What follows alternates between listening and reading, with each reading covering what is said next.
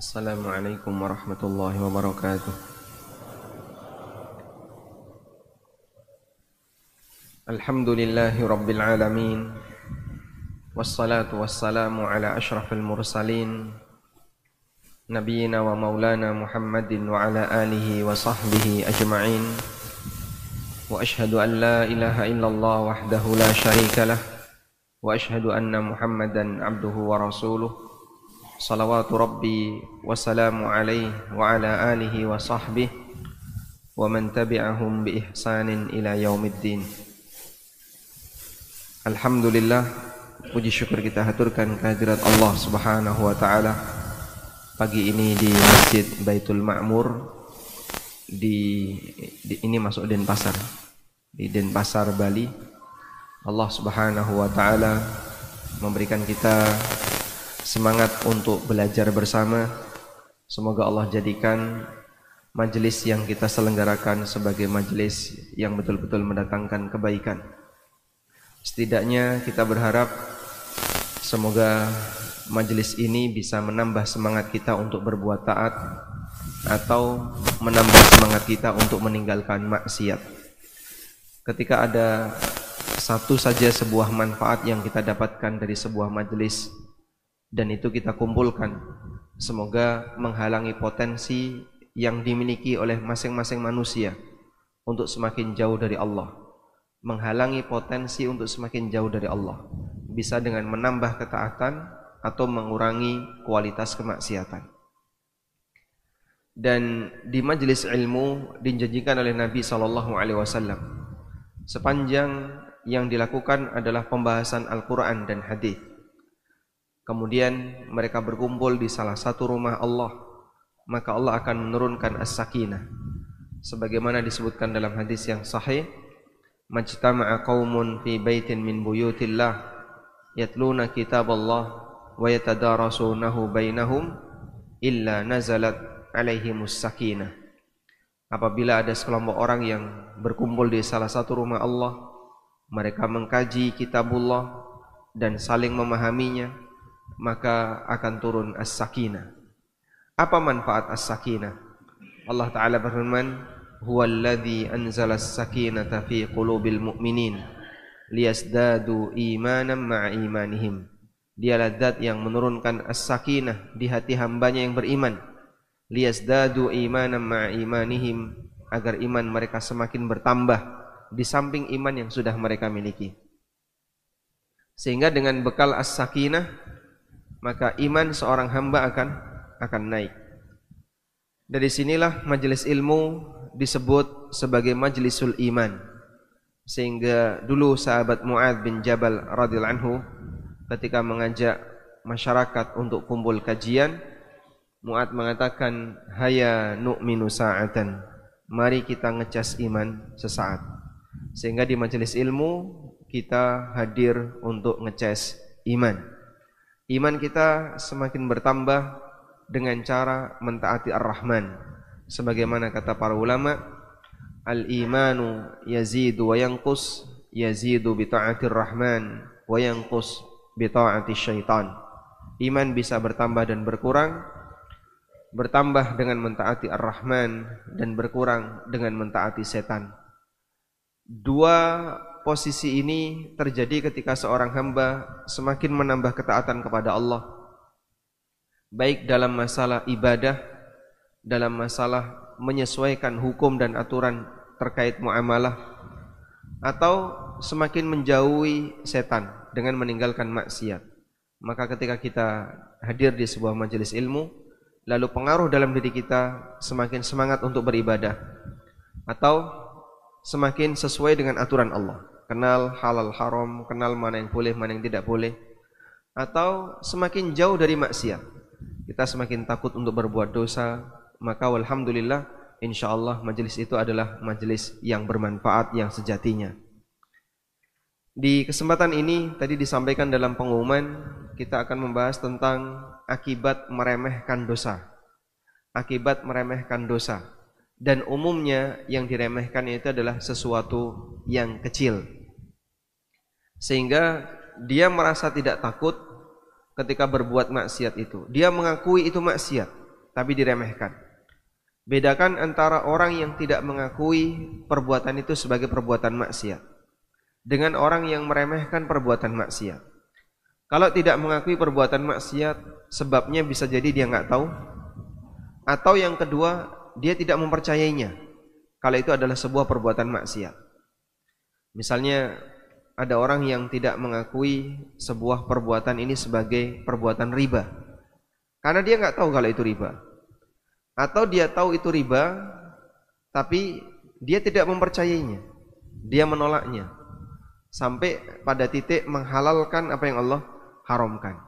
Yang kedua statusnya kekufuran, yang pertama orangnya diampuni karena dia tidak tahu. Meremehkan maksiat, dia tahu itu maksiat, tapi dia menganggap dosanya sedikit, dosanya kecil, dia anggap itu tidak akan membahayakan bagi hidupnya, sehingga dia lakukan. Dia tahu itu dosa, tapi dia anggap itu hal yang sederhana. Di bagian inilah yang insya Allah nanti akan kita bahas. Bapak Ibu yang dimuliakan Allah Ta'ala, Allah mengajarkan dalam Al-Quran bahwa kita semuanya pasti akan dihisab.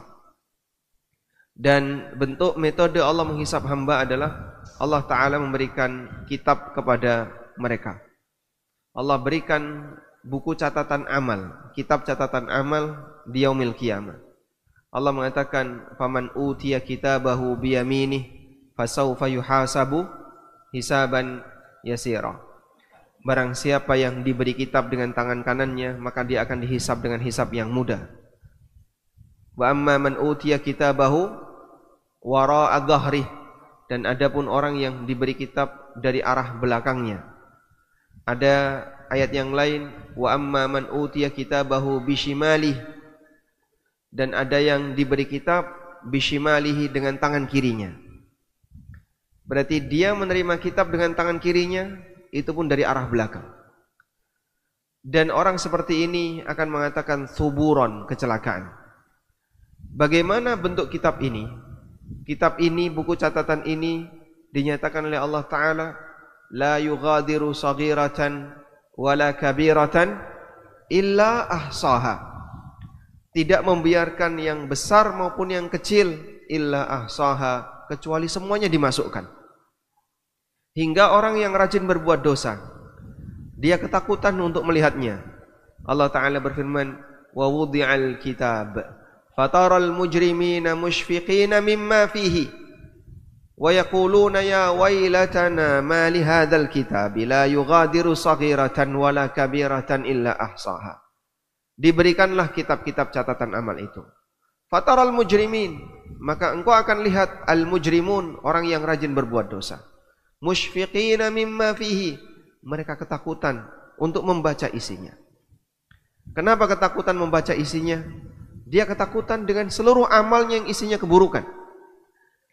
Lalu dia mengatakan, la ya wailatana ma li hadzal kitab la yughadiru saghiratan wala kabiratan illa ahsaha. Ini kitab apa? Ya wailatana, celakalah kami. Ini kitab apa? La yughadiru saghiratan wala kabiratan illa ahsaha. Besar kecil semuanya tertulis di situ. Dan seberapa ukuran kecil yang ditulis? Allah mengatakan, "Faman ya'mal mithqala dzarratin khairan yara, wa man ya'mal mithqala dzarratin syarran yara." Siapa yang beramal walaupun seberat dzarrah berupa kebaikan, dia akan melihatnya. Siapa yang beramal seberat dzarrah berupa keburukan, dia akan melihatnya. Atadruna man dzarrah? Apa itu dzarrah? Telur semut. Ada yang lebih kecil dari itu. Anda bisa lihat cahaya yang masuk ke dalam ruangan kita, kemudian ada titik debu, ada banyak debu yang terbang-terbang, ditangkap nggak bisa. Berapa beratnya debu ini? Manusia akan kesulitan untuk menyebutkan beratnya. Dalam sebuah timbangan digital yang sangat sensitif, ketika tangan Anda bergerak menghasilkan angin, dia bergerak angkanya. Tapi dalam lempengan timbangan itu ada banyak debu-debu yang nempel dan dia nggak ada angkanya. Seperti itulah gambaran seberat dzarrah yang disampaikan oleh sebagian ulama. Demikian kecil dzarrah itu, tapi masuk dalam buku catatan amal yang dilakukan oleh manusia. Faman ya'mal mithqala dzarratin syarran yarahu. Siapa yang beramal walaupun seberat dzarrah berupa keburukan, dia pasti akan melihatnya. Karena itu dalam syariat kita diajarkan untuk membangun kewaspadaan dari semua perbuatan dosa, baik besar maupun kecil, sampai Nabi SAW mengingatkan dalam hadis dari Abu Hurairah radhiyallahu anhu, Rasulullah SAW pernah mengatakan, la tahkiranna, janganlah kalian meremehkan dosa-dosa kecil. Janganlah kalian meremehkan dosa-dosa kecil, karena dosa-dosa kecil ini nantinya akan menjadi dosa yang besar. Diceritakan oleh Abu Hurairah radhiyallahu anhu.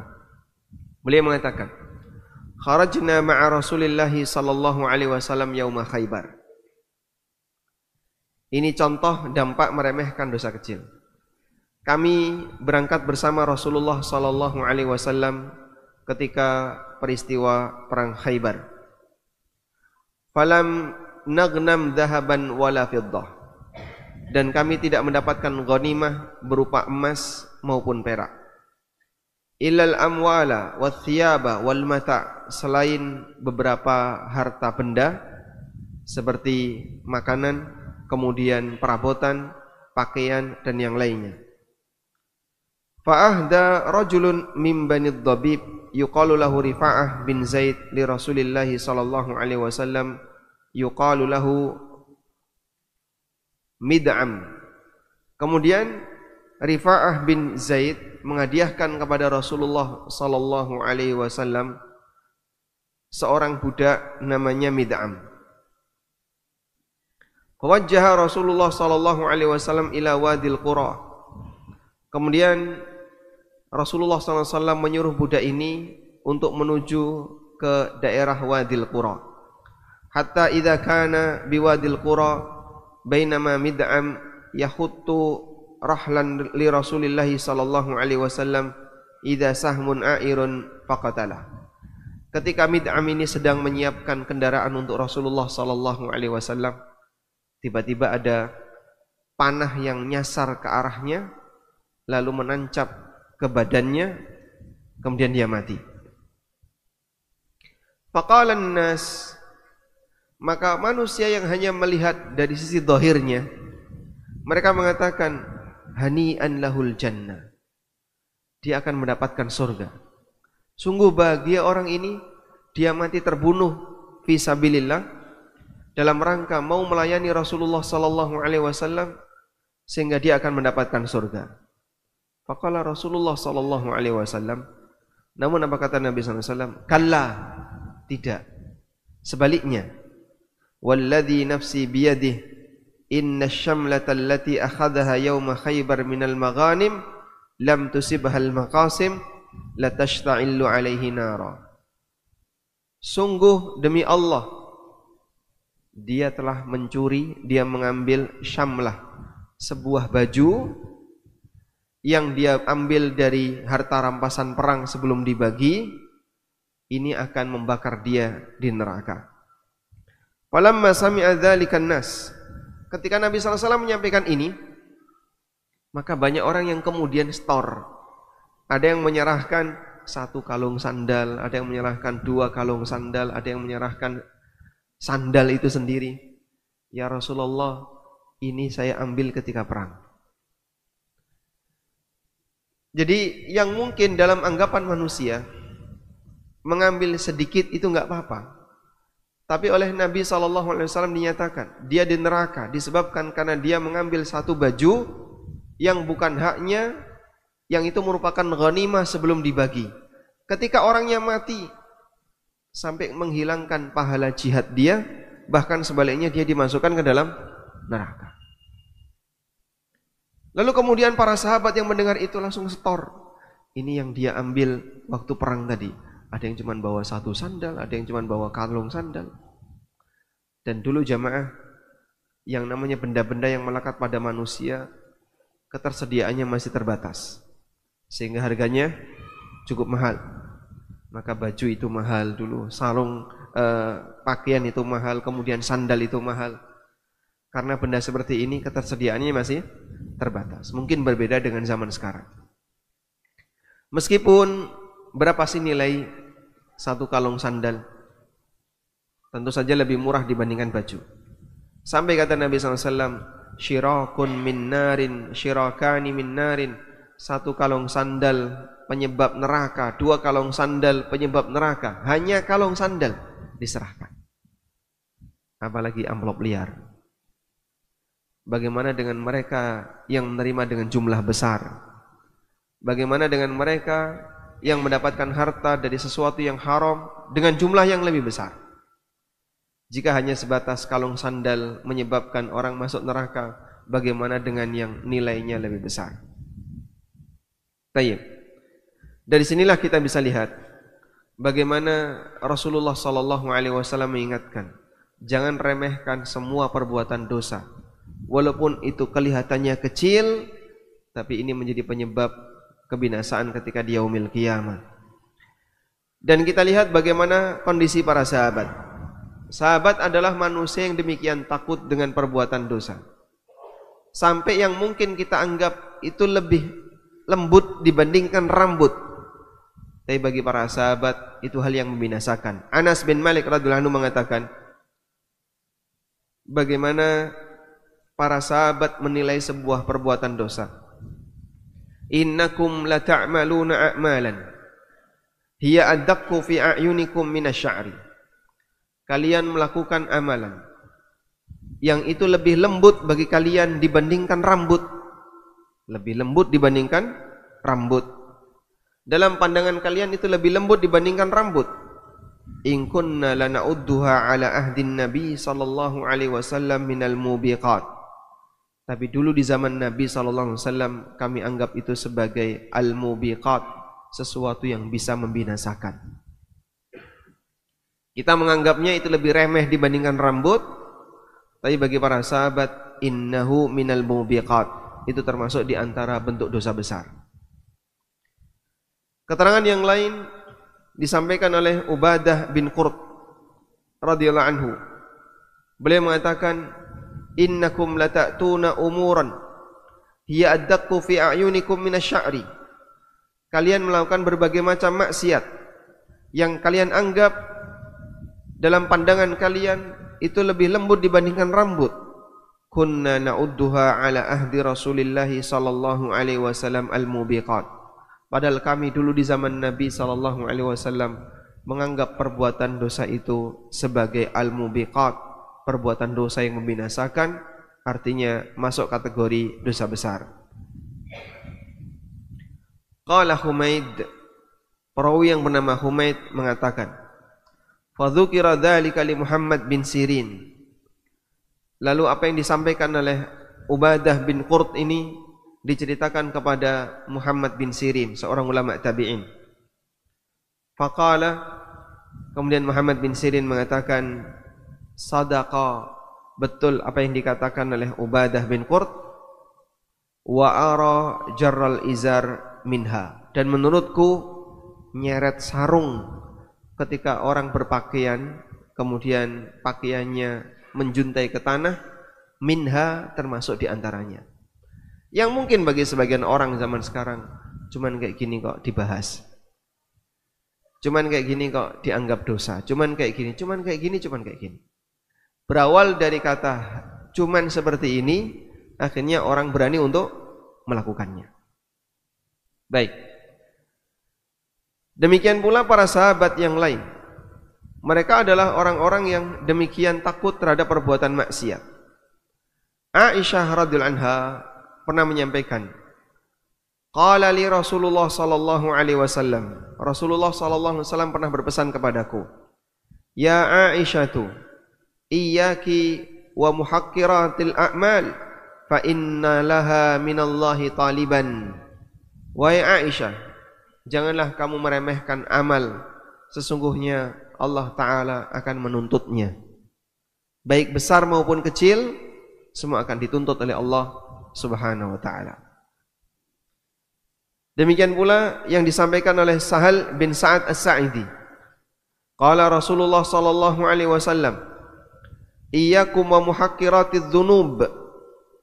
Waspadalah kalian terhadap sikap meremehkan perbuatan dosa. Meremehkan perbuatan dosa. Nabi SAW kemudian membuat permisalan. Anda lihat, ada sebuah sungai yang sungai itu membawa ranting. Kata Rasulullah SAW, fa innama mathalu muhaqqiratiz dzunub kaqaumin nazalu fi batni wadin. Perumpamaan orang yang meremehkan dosa itu seperti orang yang turun di sebuah lembah. Lalu dia melihat di lembah itu ada air yang membawa audan, yang membawa ranting. Satu ranting hatta indoju khubzatahum, sampai ketika numpuk sehingga ranting itu jumlahnya banyak, kemudian menghalangi arus. Wa inna muhaqqiratiz dzunub mata yu'khadhu minha sahibuha tuhlikuhu. Andaikan orang yang meremehkan dosa itu setiap kali dia berbuat dosa langsung dihukum oleh Allah, pasti dia akan mati lebih cepat. Namun Allah Subhanahu wa taala latifun bi'ibadihi. Allah zat yang maha lembut kepada hambanya, sehingga perbuatan hamba tidak langsung diberi hukuman oleh Allah. Allah bersikap lembut kepada hambanya sampai pada akhirnya ketika sudah mendekati kematian atau dia sudah mati, barulah seluruh hukuman itu diberikan oleh Allah Ta'ala. Maka Allah ingatkan dalam Al-Quran, walau yu'ajjilullahu an-nasa bima kasabu ma taraka ala dhahriha min dabbah. Andaikan Allah menyegerakan hukuman yang Allah berikan kepada manusia disebabkan perbuatan dosa dan maksiatnya, maka Allah tidak akan membiarkan ada makhluk yang bisa hidup di muka bumi ini. Sehingga kalau misalnya Pak, satu dosa diwujudkan satu bisul, kira-kira yang hidup di sekitar kita atau bahkan kita sendiri Pak, ada berapa jumlah bisul? Satu dosa satu bisul Pak. Kira-kira jadi apa kita Pak? Badan kita penuh dengan bisul. Apalagi ketika kita tinggal di daerah yang aurat tercacar di mana-mana. Sehingga dalam posisi ketika satu dosa diwujudkan satu bisul, akan banyak sekali luka yang ada di badan kita. Demikianlah kira-kira gambaran yang diberikan oleh Al-Quran. Andaikan setiap dosa manusia itu diwujudkan oleh Allah sebagai hukuman, ma taraka 'alaiha min dabbah, maka Allah tidak akan membiarkan adanya makhluk yang bisa hidup di muka bumi. Karena akan terjadi banyak sekali bencana alam. Sering terjadi tsunami, gempa bumi, banjir, gunung meletus, dan seterusnya. Namun Allah tunda semua perbuatan maksiat itu hukumannya, hingga pada akhirnya Allah Ta'ala akan berikan secara kontan. Baik. Karena sesuatu yang kecil ketika dibiarkan akan jadi apa? Besar. Ingatlah gunung itu dari kerikil. Sehingga ngumpulin kerikil-kerikil tapi dalam waktu yang tidak ada ujung, terus menerus dia lakukan, maka kerikil itu lambat laun akan menjadi sangat besar sehingga seperti gunung. Demikianlah aktivitas yang dilakukan oleh manusia. Selanjutnya, apa yang menyebabkan manusia itu menjadi mudah dan meremehkan perbuatan dosa? Dalam Al-Quran ada 3 cerita yang dialami oleh orang masa silam, yang ini menunjukkan praktek meremehkan perbuatan dosa sehingga sampai membuat mereka jadi semakin menjauh dan kemudian sebagian keluar dari Islam. Yang pertama,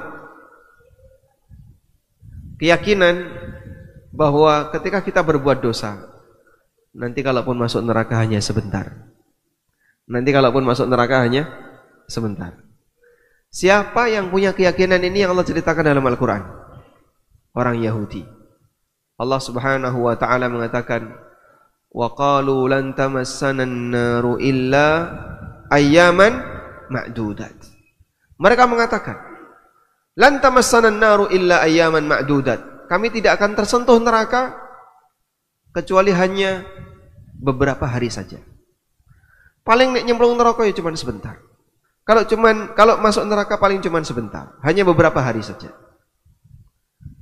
Sehingga dia merasa aman dengan perbuatan dosa yang dia lakukan, karena kalaupun disiksa itu tidak lama menurut anggapan dia.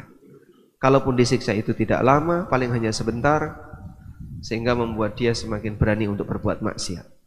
Ini yang pertama. Karena itu Allah Subhanahu wa taala mengatakan, "Qul attakhadtum indallahi ahdan."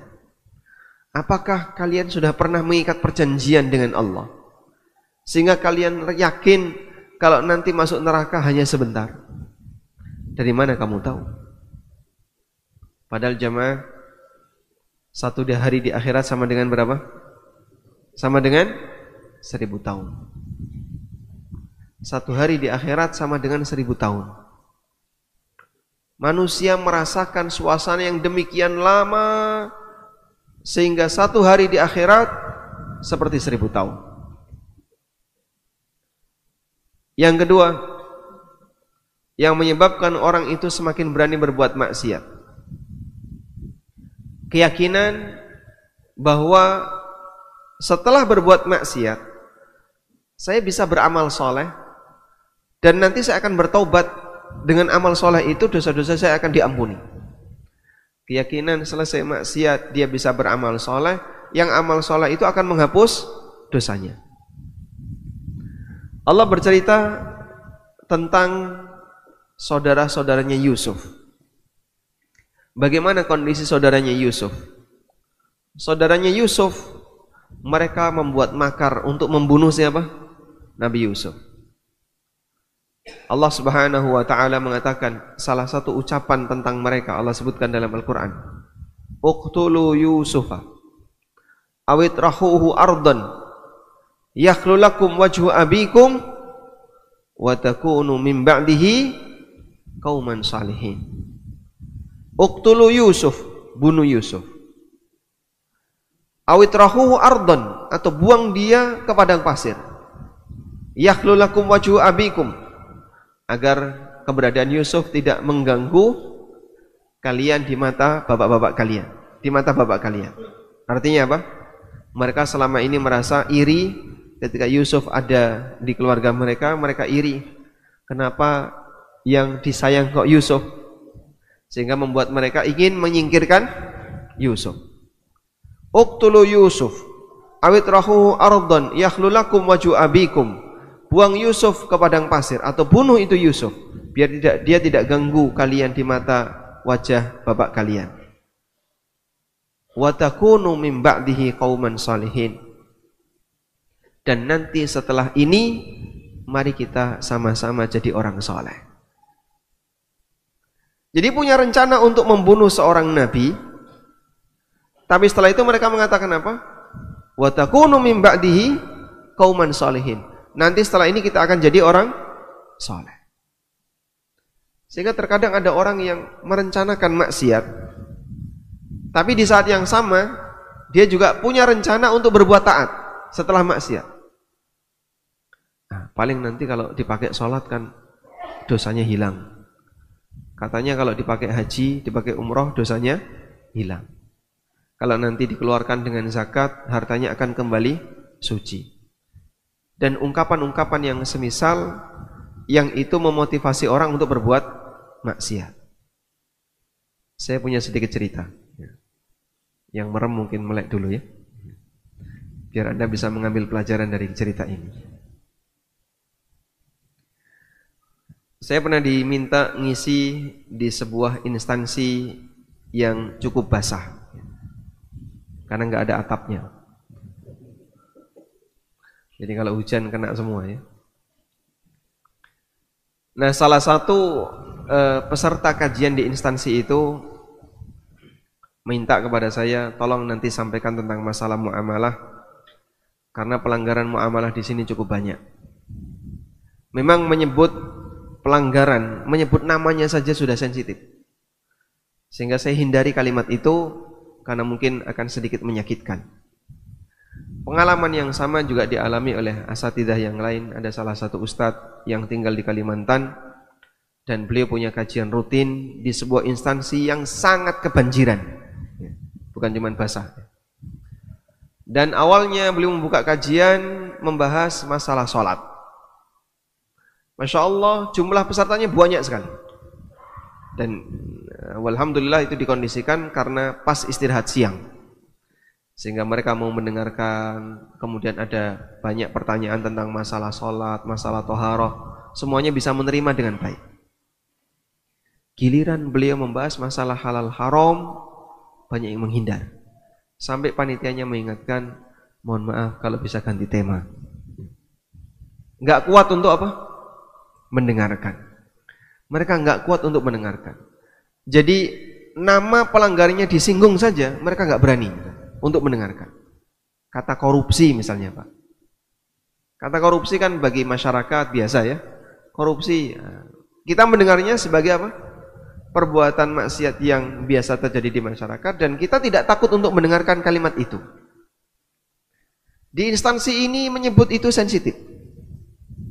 Sampai akhirnya mereka nggak berani untuk mendengarkan, sehingga banyak di antara mereka yang satu demi satu meninggalkan majelis itu, nggak mau mendengarkan, hingga akhirnya minta agar temanya diganti.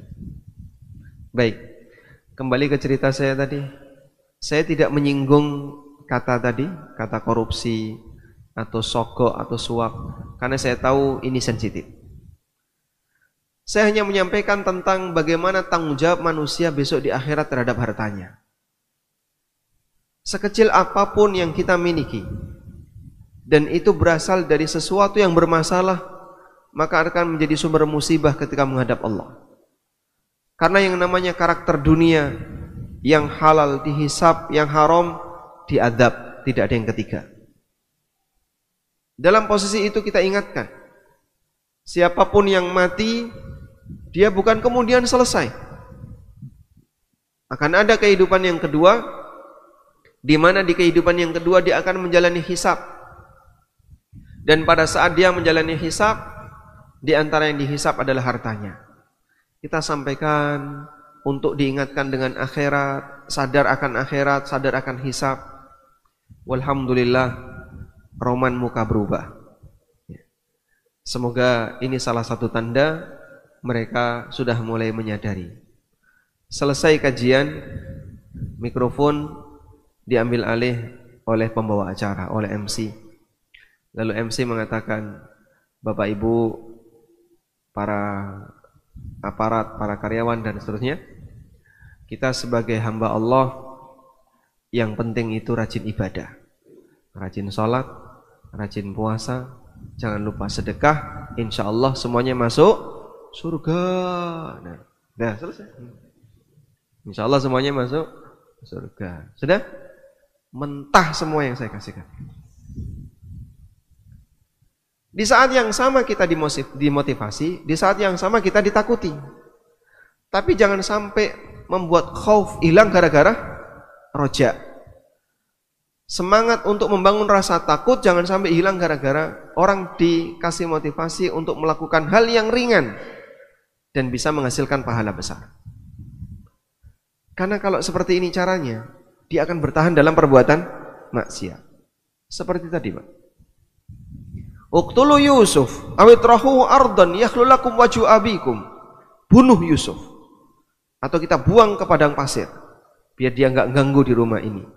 Wa takunu min ba'dihi qauman salihin, dan nanti setelah itu mari kita sama-sama jadi orang saleh. Masih banyak orang yang punya keyakinan dengan aneka maksiat yang dia lakukan. Loh, katanya kan sholat itu bisa menghapus dosa.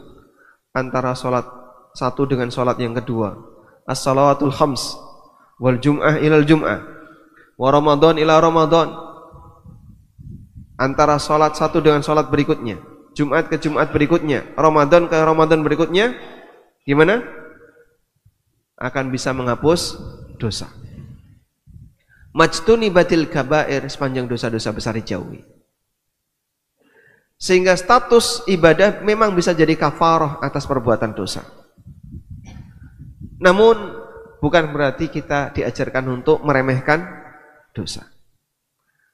Bahkan sebagian orang merasa begitu sudah masuk Idul Fitri, kayaumin waladathu ummuh, maka dia seperti bayi yang baru saja dilahirkan oleh ibunya, nol dari dosa. Walaupun dia mungkin mengambil harta dengan cara haram dalam jumlah yang banyak. Dan biasanya orang kalau sudah maksiat ketagihan enggak, Pak? Kalau mendapatkan sesuatu yang nyaman dalam kondisi dia aman, ketagihan enggak? Ketagihan. Merasa aman itulah yang membuat dia ketagihan. Seorang mahasiswa fresh graduate keterima di sebuah instansi dengan membawa idealisme. Idealismenya masih tinggi. Awal mula dia masuk, melihat kemaksiatan, melihat yang enggak normal, dia mengingkari. Saya enggak cocok dengan yang kayak gini, saya enggak senang dengan yang seperti ini. Dia mengingkari. Dengan nuraninya, idealismenya dia mengingkari. Lambat laun dia terpengaruh setahap demi setahap. Ada dua pilihan. Pertama, bertahan dengan idealismenya, tapi dia akan dalam kondisi sangat tidak nyaman. Baik tidak nyaman karena melihat kemungkaran, atau tidak nyaman karena dikucilkan oleh komunitasnya. Anda mau dimutasi kemana? Kalau yang seperti ini tidak mau membersamai mereka. Atau kondisi yang kedua, dia harus larut bersama mereka agar dia bisa cair dengan mereka, maka mengikuti kebiasaan mereka, padahal dia berawal dari membawa idealisme yang tinggi. Pada saat dia merasa aman, enggak apa-apa kok, katanya enggak apa-apa, katanya enggak apa-apa. Katanya kan zakat itu bisa mensucikan harta. Khudz min amwalihim shadaqatan tutahhiruhum wa tuzakkihim biha.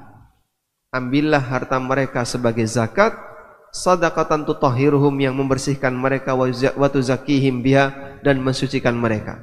Bukankah dengan saya keluarkan zakat, maka harta saya akan kembali suci walaupun sebelumnya kotor. Padahal harta yang haram dan zakat dengan harta haram diterima atau tidak? Tidak diterima. Nabi SAW bersabda, la yaqbalullahu salatan bighairi tuhur wala sadaqatan min ghulul.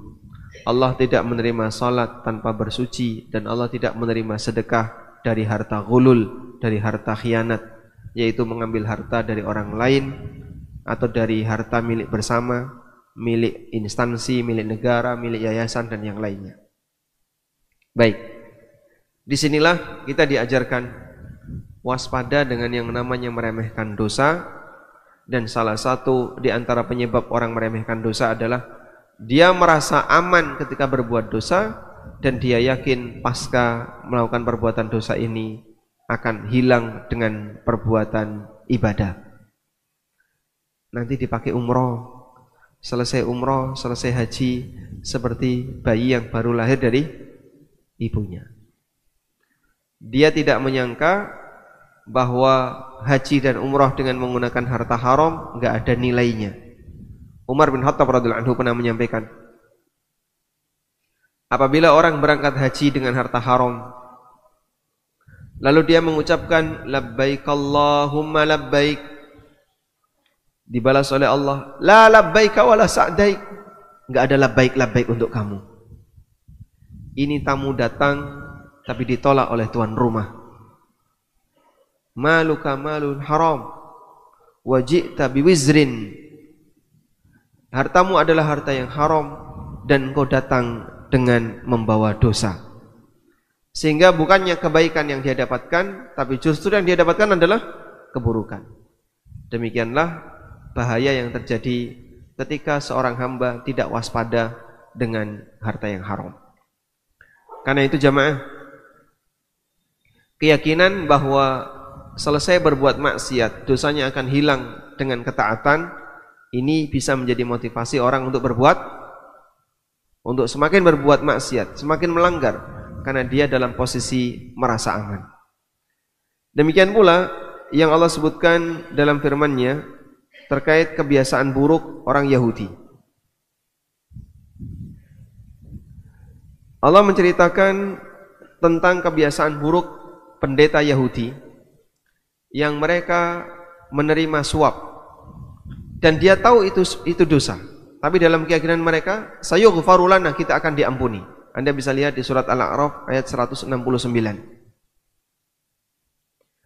Fa khalafa min ba'dihim khalfun warithul kitaba ya'khudhuna 'arada hadzal adna.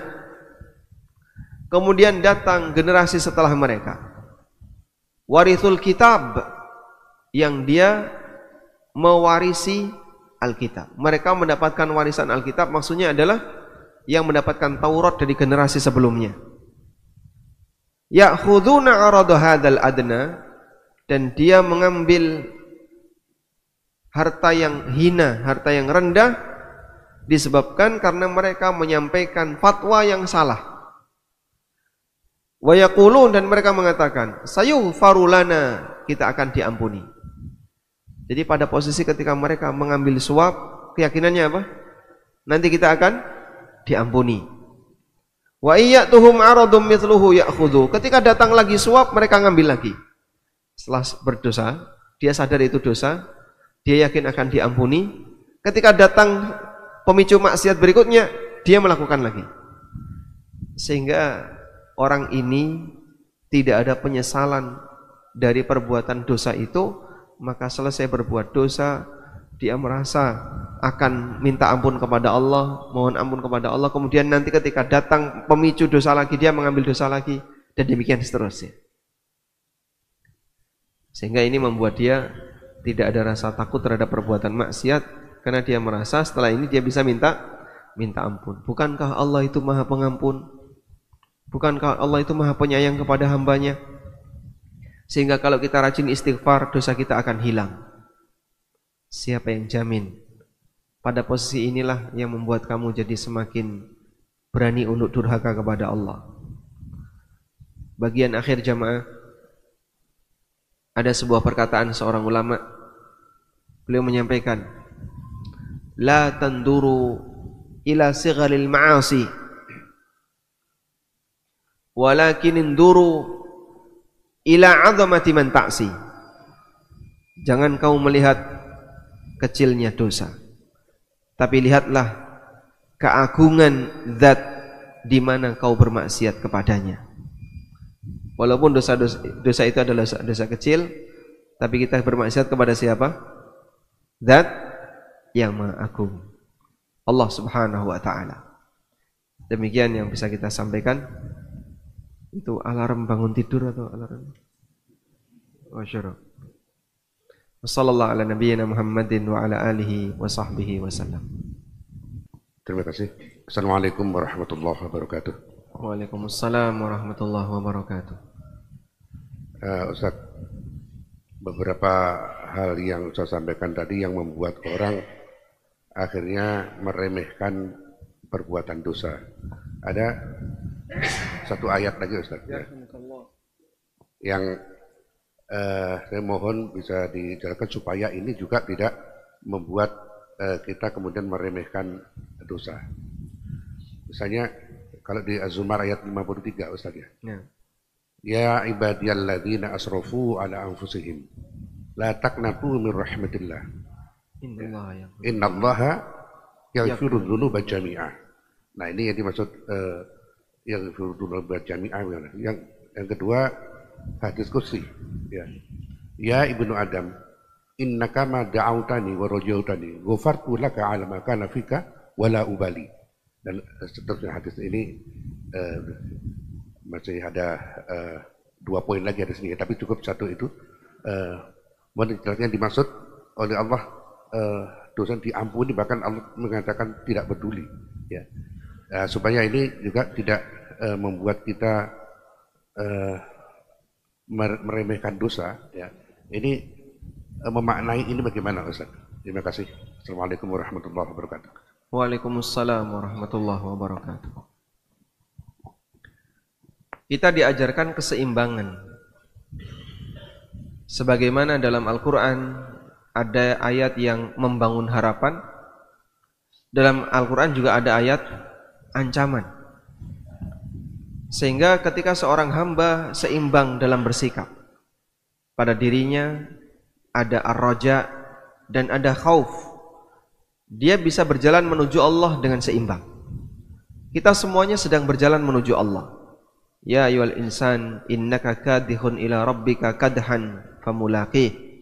Wahai manusia, sesungguhnya engkau sedang melakukan perjalanan dengan sangat lelah menuju Rabbmu sampai engkau ketemu Rabbmu, sampai engkau mati.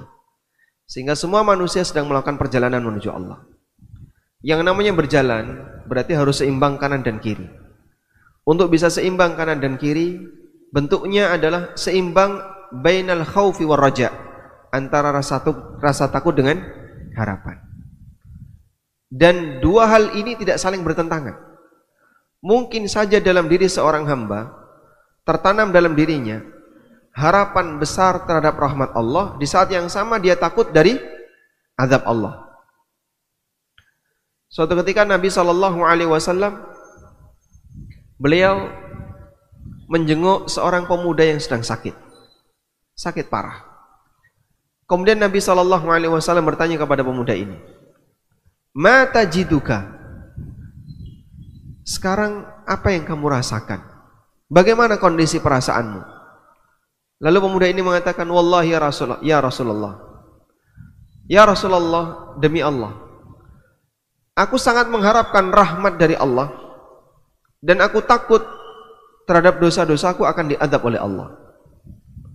Kemudian Nabi SAW mengatakan, tidaklah terkumpul dalam diri seorang hamba dua kondisi semacam ini illa adkhalahul jannah, kecuali Allah akan masukkan dia ke dalam surga. Jadi sangat mungkin dua hal yang bertentangan tapi berkumpul pada hati seorang mukmin, sehingga hakikatnya itu tidak saling bertentangan. Rasa takut terhadap maksiat, terhadap dosa, terhadap azab, dan rasa harap dari rahmat Allah. Dia punya harapan terhadap rahmat Allah, dia punya keinginan untuk mendapatkan kasih sayang Allah. Di saat yang sama dia punya rasa takut terhadap perbuatan maksiat, terhadap dosa yang dia miliki, terkumpul dalam hatinya. Itu sangat mungkin. Artinya dua hal ini tidak kemudian saling bertentangan. Jika salah satu ada maka yang satu hilang.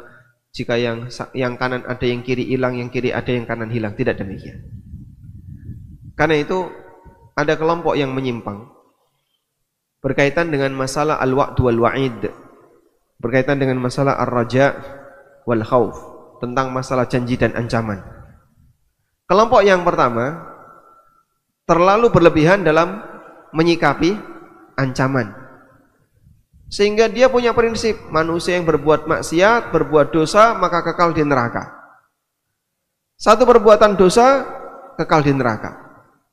Maka kelompok semacam ini disebut dengan kelompok wa'idiyah. Kelompok wa'idiyah. Siapa kelompok wa'idiyah? Khawarij dan Mu'tazilah. Khawarij dan Mu'tazilah meyakini orang yang melakukan perbuatan dosa besar dia tidak akan pernah selamat dari neraka. Terutama Khawarij yang sangat sensitif dengan perbuatan dosa. Makanya Khawarij itu nggak punya pemimpin.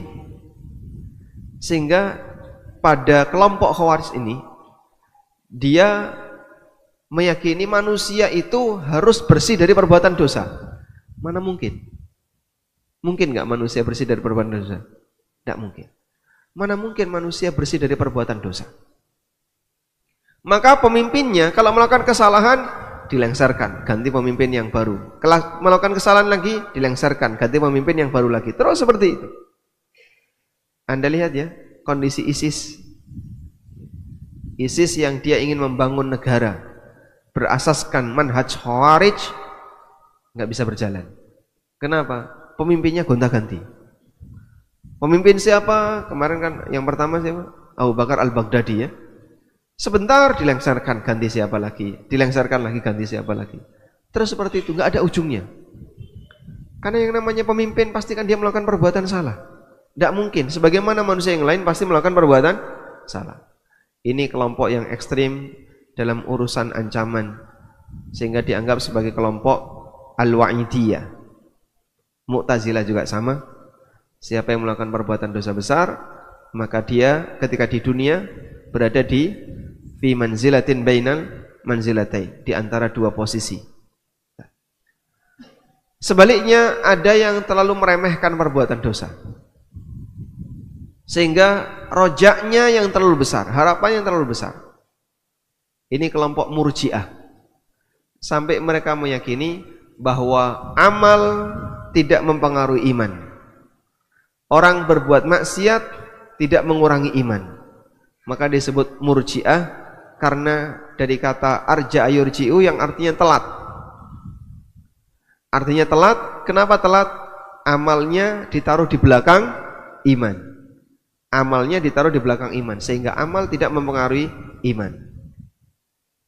Maka dalam keyakinan Murji'ah, terutama Murji'ah Jahmiyah, mereka punya anggapan, andaikan orang berbuat maksiat segede apapun maksiatnya, mau minum khamr, mau judi, mau zina, selagi dia beriman, maka imannya sama seperti imannya Jibril. Sama seperti imannya Nabi Muhammad SAW. Sebab iman tidak bisa bergeser disebabkan karena perbuatan maksiat. Baik, yang benar gimana? Dua ini diseimbangkan. Allah berfirman di surat Al-Hijr ayat 51 atau sebelumnya ayat 49. Allah mengatakan, Nabbi ibadi anni anal ghafurur rahim wa anna adzabi huwal adzabul alim. Sampaikan kepada para hambaku, anni anal ghafurur rahim, sesungguhnya aku zat yang maha pengampun lagi maha penyayang. Wa anna adzabi huwal adzabul alim, tapi azabku adalah azab yang sangat menyakitkan. Seimbang. Sehingga kita kalau memahami itu seharusnya seimbang. Ada hadis yang memberikan harapan dan ada hadis yang memberikan ancaman. Kalau kemudian hadis itu mengatakan, wahai para hambaku, aku akan memasukkan kalian ke dalam surga wala ubali, dan aku enggak peduli dengan aneka dosa yang kamu lakukan. Dan bahkan Allah juga berfirman, lau ataitani biqarabin minad dunya, andaikan engkau datang kepadaku dengan membawa maksiat sebesar dunia, biqarabil ardi, sebesar bumi, maka akan aku datangkan sebesar itu pula berupa ampunan. Ini isinya harapan. Tapi di saat yang sama juga ada ancaman. Terus yang benar gimana?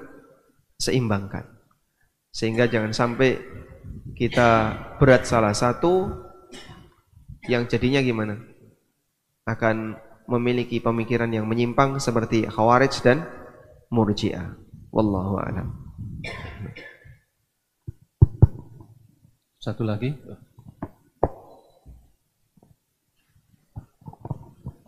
Bismillahirrahmanirrahim.